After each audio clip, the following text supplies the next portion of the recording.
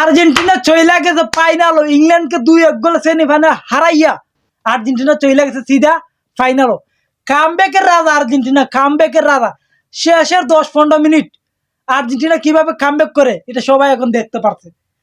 যে দুইটা গোল দিলাইছে 5 মিনিটের ব্যবধানে। এনজো ফার্নান্দেজের গোলটা মেসির অ্যাসিস্ট থেকে মানে কি কইমু, মারাত্মক লেভেলে। আজকে এরপর সেকেন্ড গোলটা লাউতারো মার্টিনেজে আজকে অবশ্যই খাম দিছে শেষ মুহূর্তে উইন গোলটা লাউতারো মার্টিনেজ।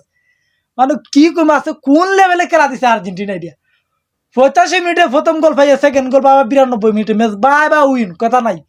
বা আর 2-1 গোল ইংল্যান্ডের সাথে জিততা আর্জেন্টিনা চলে গেছে ফাইনালও। আর আজকে কিন্তু মান তুই ভাই ইংল্যান্ডের গোলকিপারে কি পরিমাণে হিরাইছে হিসাবের বাইরে, হিসাবের বাইরে। কিন্তু আজকে অবশেষে জিততে ফাইনালও চলে গেছে আর্জেন্টিনা।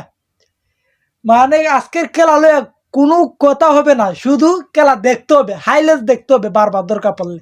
কিন্তু খেলা হয়েছে আগুন, কোন লেভেলে হিসাব বাইরে। কিন্তু তুমি দেখো আর্জেন্টিনার নিকো গঞ্জালেস লামার সাথে সাথে, মন্টিওল লামার সাথে সাথে শেষে 15টা মিনিট মানে বুলেটের মতন বল গেছে জালের ভিতরে, কিন্তু গোলকে হিরায় দিয়ে দিছে। আর মেসির কথা কি কইব, greatest of all time goat Messi.